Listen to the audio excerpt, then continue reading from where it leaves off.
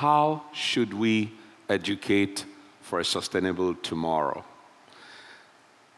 What we're doing right now in itself spells out Oxford Dictionary's definition of education: a process of learning, teaching, training, then especially in schools. But that means that education happens even outside of schools. Now, why should we rethink our education plan? Now, for the people in the room, to look at that, what century do you think that photograph was taking?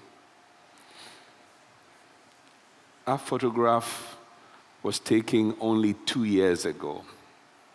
Now, are they being educated for this century? Your answer and guess is as good as mine. Certainly not. So, when we talk about education, it's a holistic thing. We have to look at the content of education. We have to look at what is sustainable, what is relevant to the development of the people that you're educating. And so today we'll be talking about digital and literacy learning. And the photograph I just shared with you certainly doesn't depict that with chalk and writing on slate boards. We'll be looking at what we can make use of, what the industry needs, what our stage of technological development needs, what is going to be competitive in today's world, what makes you employable, what makes you completely not employable, and what is the relevance at the end of the day. Now, we look at this, the question that comes to mind is, how do we achieve the sort of education we need for tomorrow? The first thing to agree and be ad idem about is that education has a cost that somebody must bear.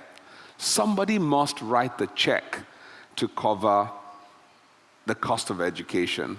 So when we've heard about things like free education, it might be free to the recipient, but it's never really free.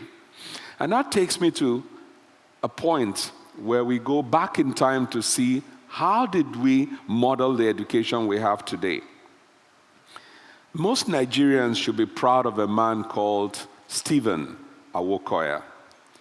Awokoya had the plan that recognized that education had a cost, and so the Western Nigerian government between 1955 and 1957 devoted and spent 42% of their budget on education. They wrote the check.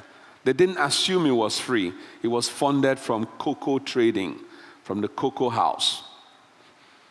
In the corresponding period, Eastern Nigeria spent 26% on education, a few points above the UN minimum of 22.5% of your budget that should be spent on education. In that same period, Northern Nigeria spent 4% on education, and the federal government of Nigeria spent 6% on education. Now, you might want to say, what has changed? I'll tell you what has changed today. Today, we're still on 7%, not marginally better than 1955. But look at Western Nigeria, and you can see the benefits. Awokoya not only put forward that plan, but he also devised the trainers. And so you have all the colleges of education that equipped the teachers to be ready for teaching. And of course, the funding plan. You may look through over the years and you can understand why there are seeming inequities in the level of education. Someone chose to write the check for education, and some others thought it wasn't relevant. But that need is more than ever highlighted.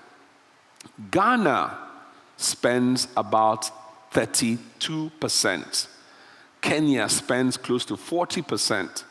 And we today are on 7%. declined from 9% in 2015. What I'm saying is that our model of funding education will determine whether we become irrelevant or we come back close to being relevant in the scheme of the competitive world that we are in. So how do we do this? One of the solutions will lie in unbundling what I call the false subsidy of education. A couple years ago, and many would remember, I asked a group of students at the University of Lagos, with the Vice Chancellor consenting, saying, how many people here have hostel accommodation? Very few. But they got it an allocation of 20,000 naira. How many have bed spaces? Many more. And their allocation came, they bought the bed space allocation from fellow students at 150,000 naira for a particular hall, Moremi, and 120,000 for another hall, Madam Tinubu. This meant that the students themselves were already the market, segmenting which had better demand. And I asked, what happens when you pay the 20,000?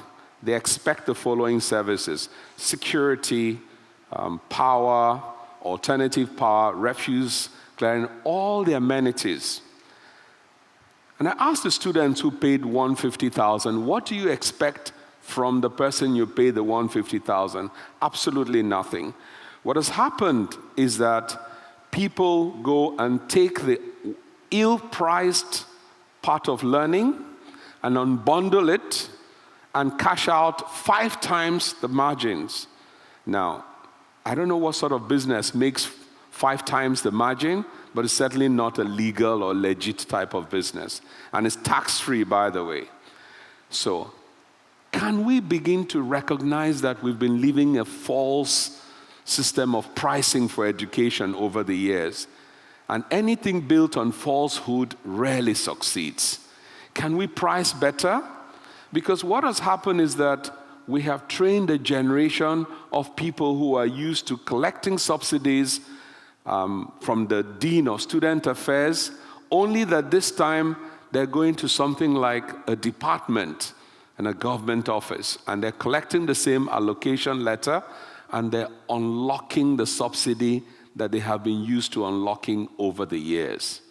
This falsehood needs to be reversed immediately if we are to educate properly for the future. We must be able to price education competitively, as our counterparts in Ghana next door have done. Without funding education properly, every other thing said a set of beautiful words. The next thing is the relevance of what is being taught. We have to begin to think about skills, learning skills, entrepreneurial skills, the sort of skills that you will pick up from an enterprise-focused training institution. The sort that proudly the Enterprise Development Center is a model to illustrate how we can teach and train a person to fish, and he will be able to be sustainable. We have to begin to look at building on other kinds of skills, social skills, emotional intelligence, the things that help you to be inclusive in a competitive world. We have to then look at how do we bring digital literacy and artificial intelligence that people are catching on rapidly to not leave our people behind. Is this part of the curriculum? It's been talked about, but as we speak, we still do not have that as part of average curriculum at the secondary schools down. This needs to be integrated almost immediately. Then we have to look at the quality of those delivering the service. Do we have a system, a matrix of ranking, rating, training teachers that we can say today is competitive in a global world? The answer and the result is absolutely no. We don't. And how then can we deliver on that? Again, tied to the initial point I made about funding, you have to be able to remunerate teachers properly.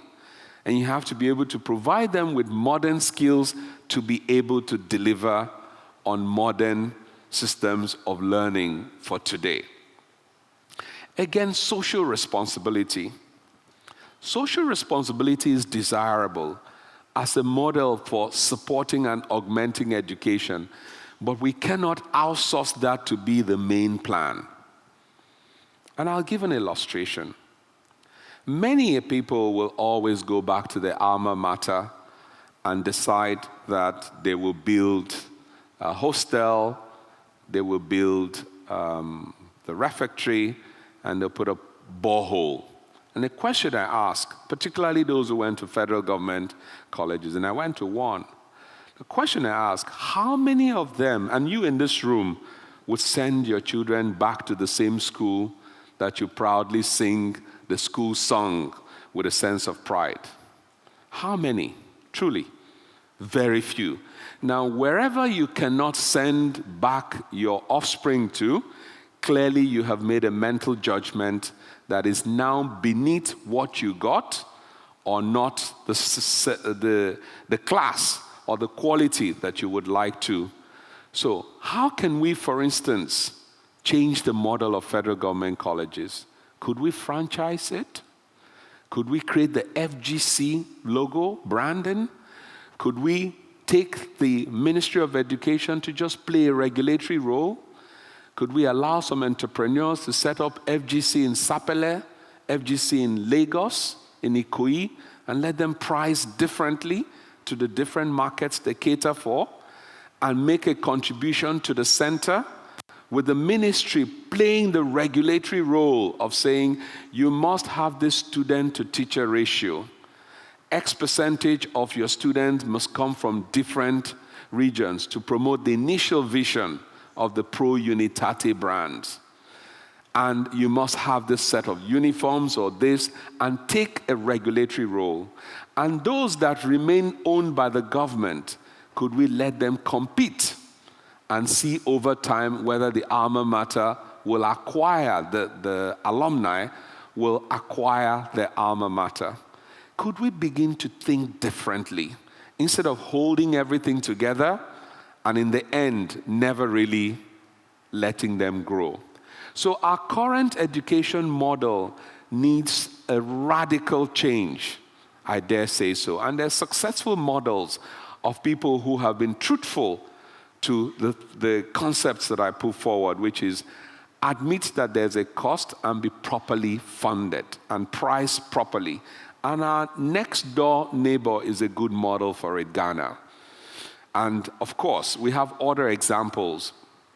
2, could we begin to hold less on education and have government play more the regulatory role instead of owning schools that they're not able to fund, owning universities that they're not able to fund? And once you are not able to fund education, I'll tell you something solemnly, you will still pay for it in many other ways.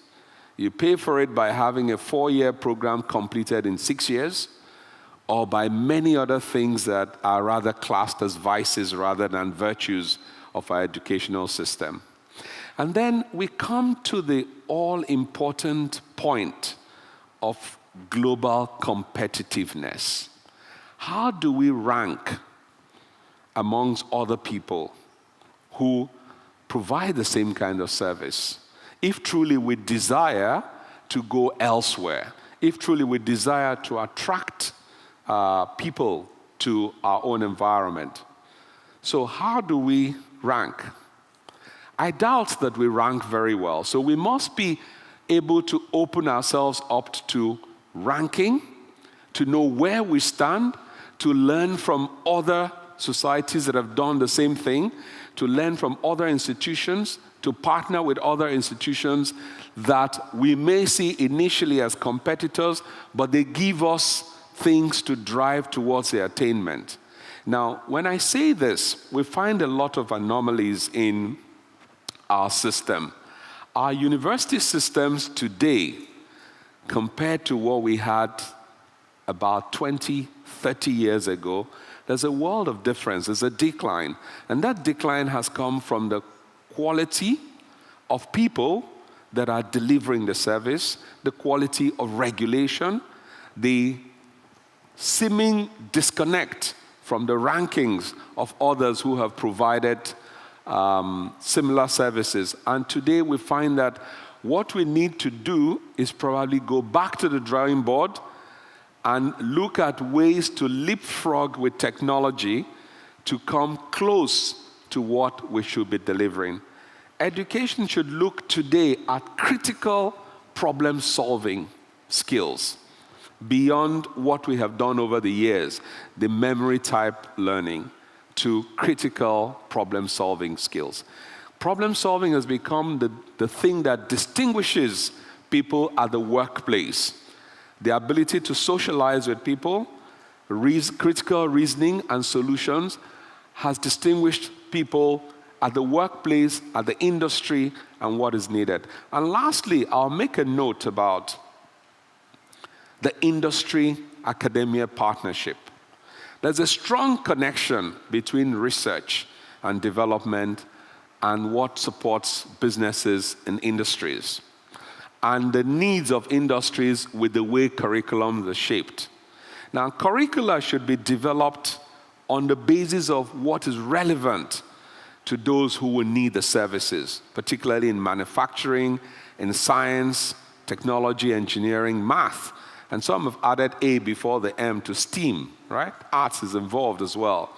And so if we're able to integrate the needs of the industry, our own local industry, to what we teach in school, we will find that there's an easy linkage to their employability into the workforce than where the current system, where our curriculum is going a different direction from the actual needs of the industry. So how should we educate for the future? In conclusion, I think we should educate for the future by properly understanding what is the matrix for the need for education today as it is in our community. Number two would be to agree that there's a cost and arrive at proper pricing for education in our own environment today. And thirdly, to get what is globally relevant. We don't need to reinvent the wheel. What is globally relevant and adapt them to our local developmental and industry needs. And if we do so, perhaps we'd have come back to the path where we were in the early 70s before we sort of took a wrong direction.